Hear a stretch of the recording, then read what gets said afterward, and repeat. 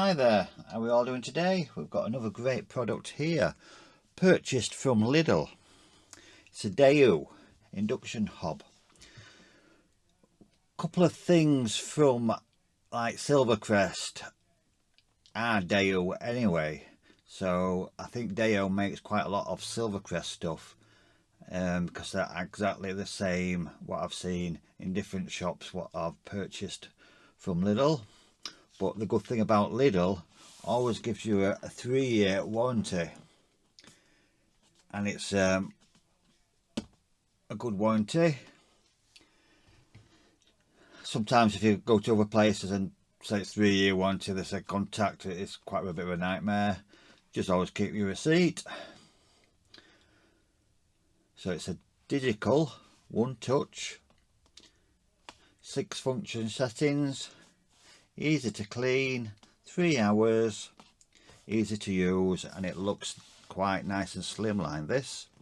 So let's get it out of the box. This was $29.99 at Lidl.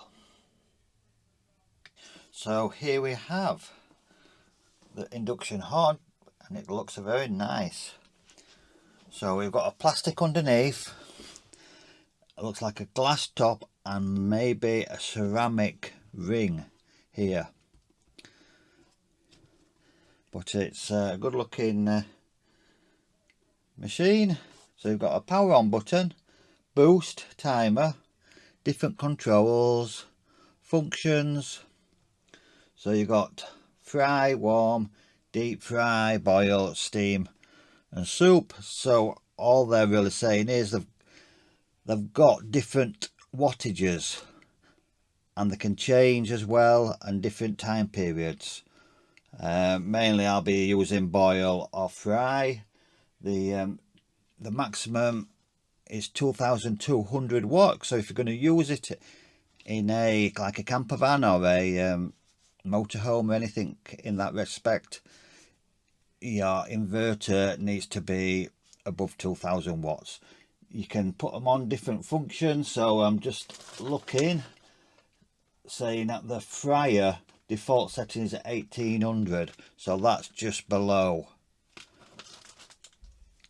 like a 2000 watt inverter.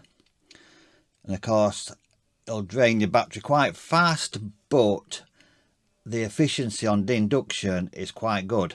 So we're going to do I've got 1 litre of water, and I'm going to do a boil test and see how it's done. It does. I've done it with other induction hobs.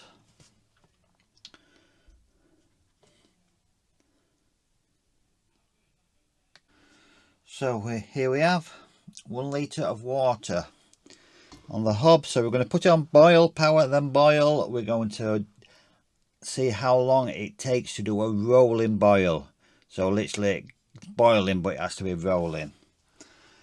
It does matter on different pans. Of course, you all necessarily you have to have induction, but I found the certain products in the pans and frying pans and bowls and stuff like that, how thick the actual metal is depending on how quick it like warms, because all it is doing is making the movement electrons like friction, and that's how it kind of warms up. So power on.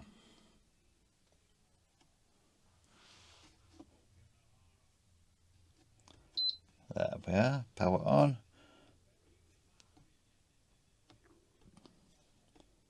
Functions, boil. So we'll put stopwatch on. It's on maximum now. So we'll come back when it's a rolling boil. I don't want to put you through the pain of waiting. So I'll see you in a couple of minutes. So here we are, it's coming up to 4 minutes, and we're just getting the bubbles nearly onto the rolling. As you can see there, now it is just over 4 minutes with a rolling bubbles. Just literally 4 minutes, and then you can bring it down. This is in wattage, so you can bring it down to a simmer. So that's 120 watts. So I know some inductions, pulses, so it like turns on and off, on and off. But this, it looks like it could be actually just doing 120 watts. If it is, that's very good, especially for motorhomers, because some have over 1,000 and it just like pulses on and off. But this looks like it's might be pulsing a little bit, but I think that's quite good, that is, to be fair. Like I said, let's turn that off. Like I say, there's different functions here where you just roll through, where it gives you a different, so you can just turn it on and then just turn the power up like that, turn it down, and then you can do it the same with the timer. There's a timer on it. So I hope this helps. Let's press the boost anyway, see what that does. So that must be straight to full power.